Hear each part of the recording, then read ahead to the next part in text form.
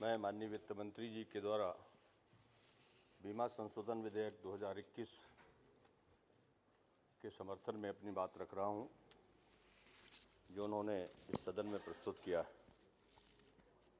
ये बीमा अधिनियम 1938 में यह संशोधन हो रहा है।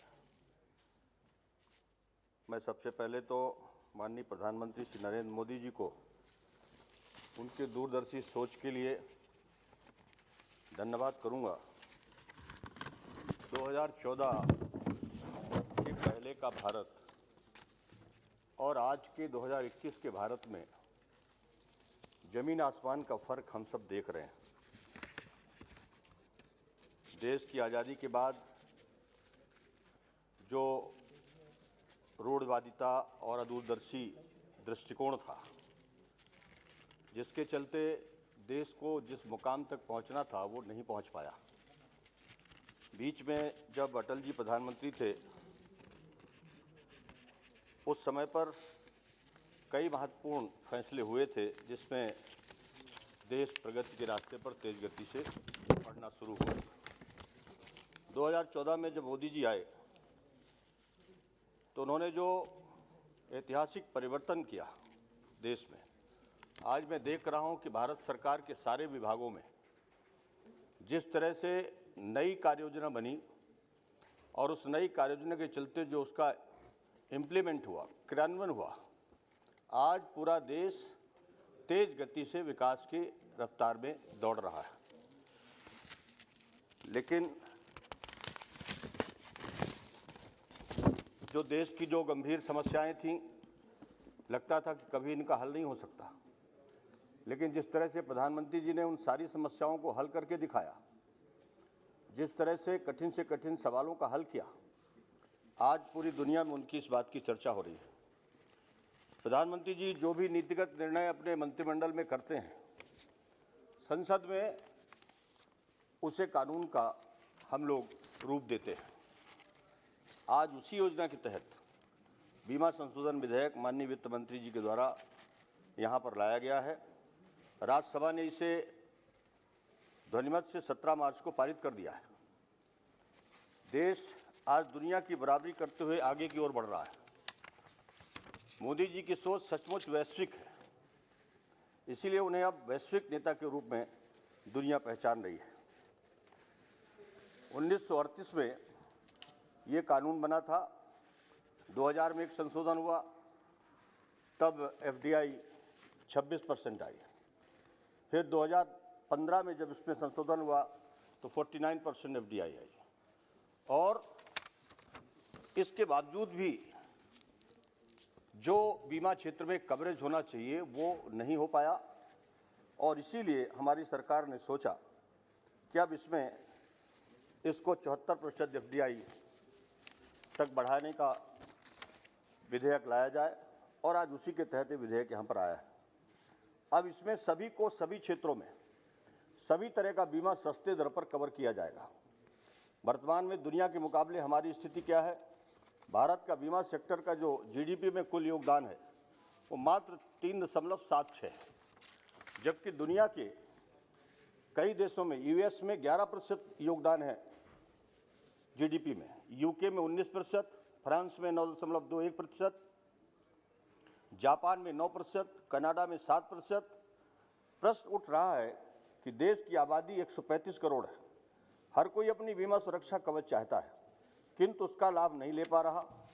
इस विधेयक के पारित होने के बाद मुझे लगता है कि बीमा क्षेत्र में प्रतिस्पर्धा बढ़ेगी, गरीब को भी सस्ता बीमा लेने में सहूलियत मिलेगी, नई तकनीक विकसित होगी, सामाजिक सुरक्षा कवच को बढ़ावा मिलेगा, नए रोजगार का भी सृजन होगा, देश की GDP में भी और बड़ा योगदान इसमें से आएगा। हमारी जो योजना हमारे प्रधानमंत्री जी की $5 ट्रिलियन की अर्थव्यवस्था को बनाने में, इसमें भी इस विधेयक के पारित होने के बाद काफ़ी कुछ मदद मिलेगी। छोटी बीमा कंपनियों को भी इससे फ़ायदा होगा। अभी हमारे जो मित्र लोग कह रहे थे कि छोटी कंपनियां ख़त्म हो जाएंगी, मुझे लगता है कि उनका दृष्टिकोण गलत है। छोटी कंपनियों में भी पूंजी निवेश बढ़ेगा तो उनका और विस्तार होगा और उनकी पूंजी में इजाफा होगा। बीमा एक पूंजी गहन व्यवस्था है और इसमें ये व्यवसाय है और इसका लाभ मिलेगा। एक उदाहरण बताना चाहता हूँ, जब टेलीकॉम में 100% FDI आई, इसके पहले हमारे देश में टेलीफोन के जो कॉल थे वो 20 से 30 रुपया में एक कॉल होता था, लेकिन जब 100% FDI आ गई तो आज वो कॉल जो हम लोग टेलीफोन में करते हो सब सस्ते हो गए। इसका फ़ायदा पूरे देश के लोगों को मिला। 2001 में 2.71% और 2019 में 3.76% इसका जो बीमा का कवरेज था वो हुआ। जीवन बीमा में 2.82% है, गैर जीवन बीमा में 0.94% है। विश्व स्तर पर बीमा क्षेत्र की पैठ 3.35% थी। 2019 में गैर जीवन बीमा क्षेत्र के लिए 3.88% थी। तो दुनिया के मुकाबले हमें बीमा कवर को बढ़ाने की ज़रूरत है। इस बिल पर स्टैंडिंग कमेटी जो राज्यसभा की थी उसने भी विचार किया, लॉ कमीशन ने भी विचार किया, नरसिम्हन कमेटी ने भी विचार किया, राज्यसभा की सेलेक्ट कमेटी ने भी इस पर विचार किया और तब जाकर के ये विधेयक यहाँ पर आया, राज्यसभा ने उसको पारित किया। 1956 में मैं धन्यवाद देना चाहता हूँ LIC को।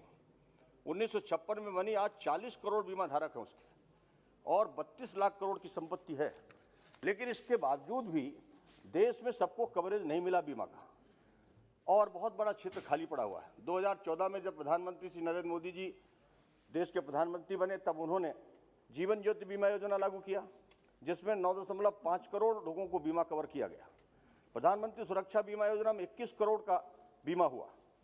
किसान फसल बीमा योजना लागू की गई, जिसमें 23 करोड़ किसान कवर किए गए और उसके चलते आज बड़ी मात्रा में हमारे देश के किसानों को फसलों के नुकसान का मुआवजा मिलने लगा। 17,450 करोड़ का प्रीमियम किसानों ने जमा किया और उसके बदले 90,000 करोड़ रुपए उनको बीमा कवर का मिला। आयुष्मान भारत योजना 50 करोड़ लोगों के लिए, जिसमें 5 लाख का बीमा कवर है। अब तक में लगभग 1.5 करोड़ लोगों को इसका लाभ मिल चुका है, लेकिन इसके बावजूद भी देश में बड़ा क्षेत्र है, बड़ी संख्या में लोग इस बीमा सुविधा से वंचित हैं।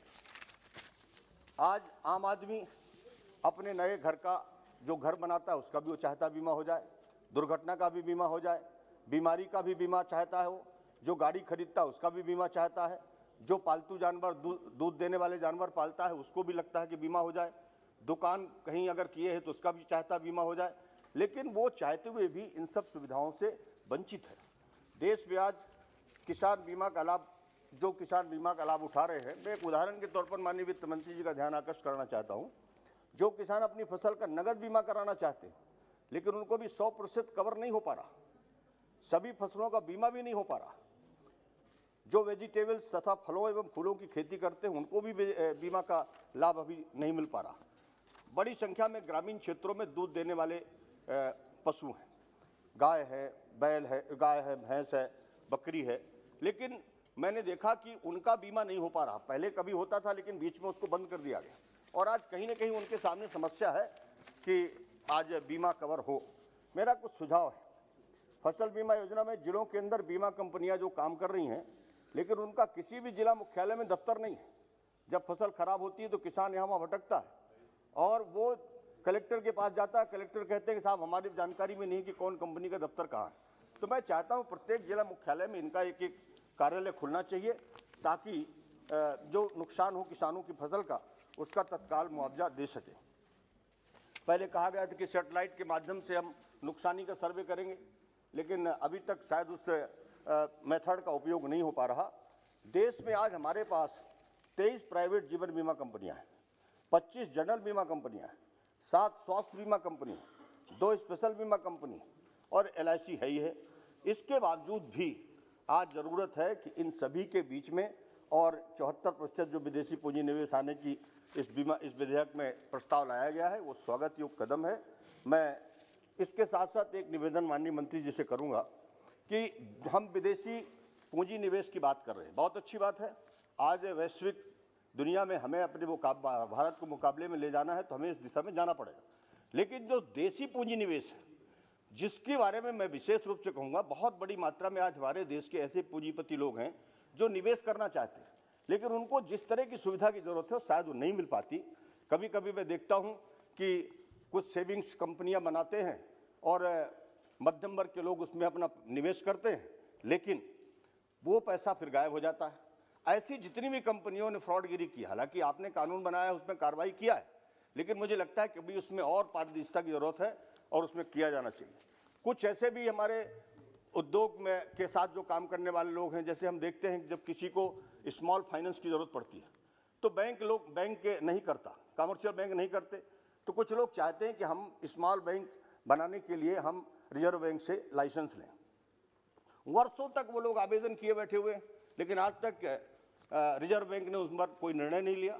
तो मैं वित्त मंत्री जी का ध्यान आकर्षित करना चाहता हूं कि इस दिशा में भी थोड़ा सा सोचें। और अंत में मैं इस विधेयक का पूरी तरह से समर्थन करता हूं।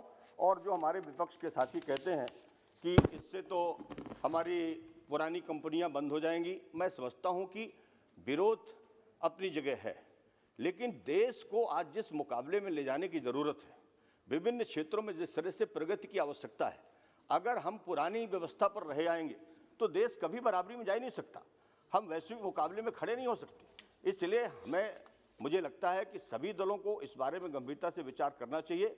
जैसे YSR पार्टी के हमारे साथी ने कहा कि आज की ज़रूरत है कि ये FDI हमारी बढ़नी चाहिए, और FDI आएगी, निश्चित तौर पर हमारे यहाँ पर नए रोजगार पैदा होंगे और हमारी अर्थव्यवस्था में मजबूती आएगी और ज़्यादा से ज़्यादा लोगों को हम बीमा का कवर दे पाएंगे। मैं इस बिल का पूरी तरह से समर्थन करता हूँ। बहुत बहुत धन्यवाद।